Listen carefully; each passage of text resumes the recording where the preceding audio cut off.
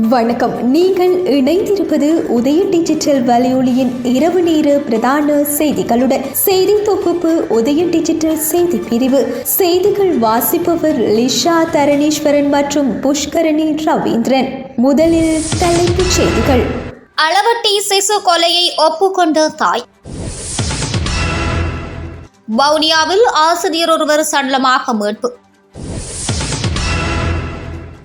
இந்திய ஜனாதிபதிக்கு பீஜிங் நாட்டில் உயரிய விருது. இடைக்கால அரசாங்கம் ஒன்றை ஏற்றுக்கொள்ளப் போவது இல்லை, பங்களாதேஷில் போராடும் மாணவர்கள் தெரிவிப்பு. ஐசிசியின் சிறந்த கிரிக்கெட் வீராங்கனைக்கான விருது இலங்கையின் சம்மரி அத்தபத்து பரிந்துரை. தொடர்பான உள்நாட்டு செய்திகள். அளவட்டியை சேர்ந்த 45 நாள் சிசு உயிரிழந்த விவகாரத்தில் சிசுவின் தலையை சுவருடன் மோதி கொடூரமாக தாக்கியதை விசாரணையில் தாய் ஒப்புக்கொண்டுள்ளதாக போலீசார் தெரிவித்துள்ளனர். கடந்த சனிக்கிழமை தாய்ப்பால் அருந்திவிட்டு தூங்கிய சிசு அதிகாலையில் நினைவற்றிருந்ததை அடுத்து அளவட்டி பிரதேச மருத்துவமனைக்கு சிசு கொண்டு செல்லப்பட்டது. அங்கிருந்து மேலதிக சிகிச்சைக்காக தெல்லிப்பளை ஆதார மருத்துவமனைக்கு மாற்றப்பட்டிருந்த நிலையில் சிசு ஏற்கனவே உயிரிழந்து விட்டது என தெல்லிப்பளை ஆதார மருத்துவமனையில் மருத்துவர்கள் உறுதிப்படுத்தியிருந்தனர். அளவட்டியை சேர்ந்த சசிரூபன் நிகாஸ் என்ற 45 நாள் சிசுவே இவ்வாறு கொடூரமான முறையில் தாக்கப்பட்டு உயிரிழந்துள்ளது. வலிகாமம் கிழக்கு திடீர் இறப்பு விசாரணை அதிகாரி ஜெயபாலசிங்கத்தின் இறப்பு விசாரணையில் சிசுவின் உடலில் காயங்கள் காணப்பட்டதை அடுத்து சிசுவின் இறப்பில் சந்தேகம் தெரிவிக்கப்பட்டிருந்தது. சிசுவின் உடற்கூற்று பரிசோதனை நேற்று முன்தினம் யாழ்ப்பாண போதனா மருத்துவமனையில் நடைபெற்றது. இதில் உடற்கூற்று பரிசோதனையில் சிசுவின் காலெலும்பில் முறிவு இருந்ததும் தலைக்குள்ளும் காது வாய் என்பவற்றின் உட்புறங்களிலும் காயங்கள் இருந்தமையும் கண்டறியப்பட்டது. தாயிடம் மேற்கொள்ளப்பட்ட முதற்கட்ட விசாரணையில் சிசு பால் அருந்தாததால் கால்களை முறுக்கினேன் என்று தெரிவித்திருந்ததை அடுத்து தாய் கைது செய்யப்பட்டார். தாயிடம் போலீசார் மேற்கொண்ட தொடர் விசாரணைகளில் சிசுவை கடுமையாக தாக்கியதை ஒப்புக்கொண்டுள்ளார். சிசு தொடர்ச்சியாக அழுது கொண்டிருந்ததால் தலையை சுவரில் மோதி தாக்கியமையையும் காதுக்குள் பிரம்பை விட்டு குத்தியமையையும் தாய் ஒப்புக்கொண்டுள்ளார். மேலும் சிசுவின் கால் எலும்பு முறிவு நாட்பட்டதாக காணப்படுகின்றது என்று உடற்கூற்று பரிசோதனையில் கண்டறியப்பட்டுள்ளது. தாய் தனது வாக்குமூலத்தில் சிசுவின் காலை மிதித்ததையும் ஒப்புக்கொண்டுள்ளதால் அதனால் ஏற்பட்ட எலும்பு முறிவை அடுத்தே சிசு தொடர்ச்சியாக அழுதிருக்கலாம் என்று சந்தேகிக்கப்படுகின்றது. தாயிடம் வாக்குமூலம் பெறப்பட்டதை அடுத்து நீதிமன்றில் முற்படுத்தப்பட்டு 7 நாட்கள் விளக்கமறியலில் வைக்கப்பட்டுள்ள தாயை மனநல மருத்துவரிடம் பரிசோதனைக்கு உட்படுத்தவும் நடவடிக்கை எடுக்கப்பட்டுள்ளது. சம்பவம் தொடர்பில் தெல்லிப்பள்ளி குற்றத்தடுப்பு போலீசார் மேலதிக விசாரணைகளை முன்னெடுத்துள்ளமை குறிப்பிடத்தக்கது. வவுனியா நெழுக்குளம் பாலாமைக்கல் பகுதியில் உள்ள தோட்டக்காணி கிணற்றில் இருந்து ஆசிரியர் ஒருவரின் சடலம் மீட்கப்பட்டுள்ளதாக நெழுக்குளம் போலீசார் தெரிவித்துள்ளனர். வீதியால் சென்றவர்கள் வழங்கிய தகவலுக்கு அமைய இன்று காலை குறித்த சடலம் மீட்கப்பட்டுள்ளது. வவுனியா வேப்பங்குளம் 60 ஏக்கர் பகுதியில் வசிக்கும் வவுனியா முஸ்லிம் மகா வித்தியாலயத்தில் தகவல் தொழில்நுட்பம் கற்பிக்கும் ஆசிரியரான கிருஷ்ணன் என்பவரே இவ்வாறு சடலமாக மீட்கப்பட்டுள்ளார். சடலம் மீட்கப்பட்ட கிணற்றுக்கு அருகில் குறித்த ஆசிரியரின் சைக்கிள் பாதணி மற்றும் உடை என்பன போலீசாரால் மீட்கப்பட்டுள்ளது. குறித்த சம்பவம் தொடர்பான மேலதிக விசாரணைகளை நெழுக்குளம் போலீசார் மேற்கொண்டு வருகின்றனர்.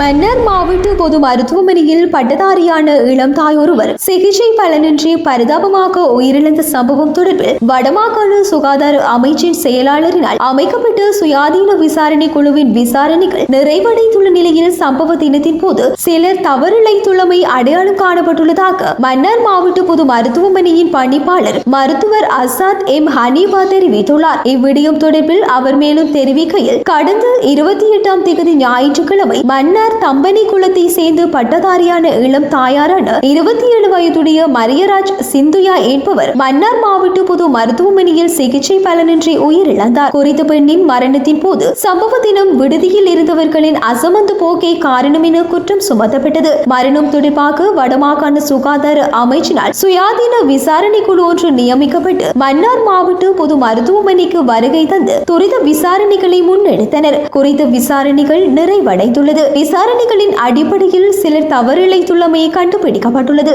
இவ்விடயம் தொடர்பாக விசேட அறிக்கை வடமாகாண சுகாதார அமைச்சின் செயலாளருக்கு மேலதிக நடவடிக்கைகளுக்கு அனுப்பி வைக்கப்பட்டுள்ளது. மேலும் மத்திய சுகாதார அமைச்சின் விசாரணை குழு ஒன்று மன்னார் மாவட்ட பொது மருத்துவமனைக்கு வருகை தந்து விசாரணை விசாரணைகளை முன்னெடுக்க உள்ளனர். குறித்த பெண் மரணமடைந்ததை தொடர்ந்து உடனடியாக விசாரணைகள் ஆரம்பிக்கப்பட்டுள்ளன. மத்திய சுகாதார அமைச்சின் விசாரணைகள் முடிவடைந்தவுடன் தவறிழைத்தவர்களுக்கு எதிரான நடவடிக்கைகள் முன்னெடுக்கப்படும். மேலும் பெண்ணின் மரணம் தொடர்பாக உள்நாடு மற்றும் வெளிநாடுகளில் இருந்து எனது தொலைபேசிக்கு பல்வேறு அழைப்புகள் மேற்கொள்ளப்பட்டு கொலை அச்சுறுத்தல் விடுக்கப்பட்டு வருகின்றது. இவ் அச்சுறுத்தல்கள் தொடர்பில் மன்னார் போலீஸ் நிலையத்தில் முறைப்பாடு செய்துள்ளதாகவும் அவர் மேலும் தெரிவித்துள்ளார்.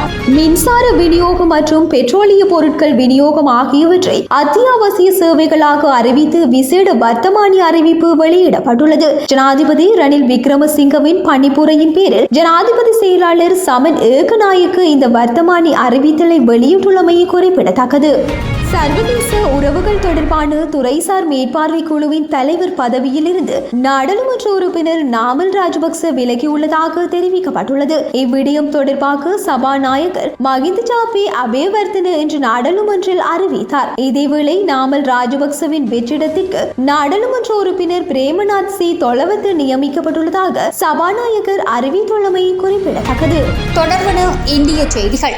உள்நாட்டு கலவரம் காரணமாக பிரதமர் பதவியை ராஜினாமா செய்துவிட்டு இந்தியாவில் தஞ்சம் அடைந்துள்ள ஷேக் ஹசீனாவிற்கு தற்காலிகமாக தங்கும் அனுமதியை இந்திய அரசு வழங்கியுள்ளது. இங்கிலாந்து அரசிடம் அவர் தஞ்சம் கோருவதாக தகவல் வெளியாகியுள்ள நிலையில் தற்காலிகமாக தங்குவதற்கான அனுமதியை இந்திய அரசு வழங்கியுள்ளது. இதேவேளை பங்களாதேஷ் முன்னாள் பிரதமர் ஷேக் ஹசீனா இனி அரசியலுக்கு திரும்ப மாட்டார் என அவரது மகனும் தலைமை ஆலோசகருமான சஜீப் வஜீத் தெரிவித்துள்ளார். இதுவரை கால கடின உழைப்பிற்கு பிறகு சிறுபான்மையினர் தனக்கு எதிராக திரும்பியதால் ஷேக் ஹசீனா மிகவும் அதிருப்தி அடைந்துள்ளதாகவும் இனி அவர் அரசியலுக்கு திரும்பி வரமாட்டார் எனவும் சஜீப் வஜீப் மேலும் தெரிவித்துள்ளார். இந்திய விமானப்படையினர் மற்றும் ராணுவத்தினர் அவருக்கு தகுந்த பாதுகாப்பை அளித்து வருகின்ற நிலையில் ஹிண்டன் விமானப்படை தளத்தில் ஷேக் ஹசீனாவை இந்திய தேசிய பாதுகாப்பு ஆலோசகர் அஜித் தோவால் சந்தித்திருந்தமை குறிப்பிடத்தக்கது. வயநாட்டு நிலச்சரிவால் பாதிக்கப்பட்ட சூரமலை மற்றும் முண்டகை பகுதிகளை பார்வையிட வருபவர்களை போலீசார் திருப்பி அனுப்பி வருகின்றனர். கேரள மாநிலம் வயநாட்டில் ஏற்பட்ட நிலச்சரிவில் சிக்கி 400க்கும் மேற்பட்டோர் உயிரிழந்துள்ளதுடன் பலர் காயமடைந்துள்ளனர். இந்த நிலையில் வயநாட்டிற்கு யாரும் வர வேண்டாம் என மாநில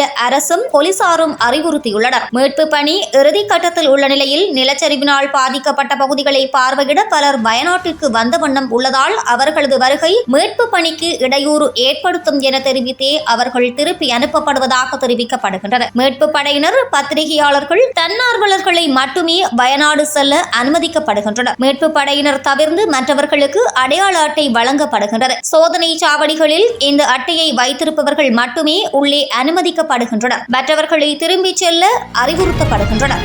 இந்திய ஜனாதிபதி திரௌபதி முர்மு 3 நாடுகளுக்கான சுற்றுப்பயணத்தை நேற்று முன்தினம் ஆரம்பித்துள்ளார். அதன்படி நேற்று தெற்கு பசிபிக் நாடான பிஜி நாட்டிற்கு திரௌபதி முர்மு சென்றடைந்துள்ளார். விமான நிலையத்தில் திரௌபதி முர்முவை பிஜி பிரதமர் ஜிட்டிவேனி ரபுகா சம்பிரதாயபூர்வமாக வரவேற்றார். இப்பயணத்தின் முக்கியத்துவமான பிஜி நாட்டு ஜனாதிபதி வில்லியம் கட்டோனிவேர் மற்றும் பிரதமர் சிட்டிவேனி ரபுகாவை சந்தித்து இருதரப்பு பேச்சுவார்த்தையில் ஈடுபட்டுள்ளார். இதனிடையே பிஜியின் ஜனாதிபதி மற்றும் துணை ஜனாதிபதி ஆகியோர் திரௌபதி முர்முவிற்கு அந்நாட்டின் உயரிய விருதான பொதுமக்கள் விருதை வழங்கி வைத்தனர். பிஜிக்கு சென்றுள்ள முதல் இந்திய ஜனாதிபதி திரௌபதி முர்மு தான் என்பது சிறப்பம்சமாகும். மேலும் அவர் பிஜி பயணத்தை தொடர்ந்து நியூசிலாந்து மற்றும் திமோர் லெஸ்டே ஆகிய நாடுகளுக்கு செல்ல உள்ளதாக தெரிவிக்கப்பட்டுள்ளது. தொடர்பான உலகச் செய்திகள்.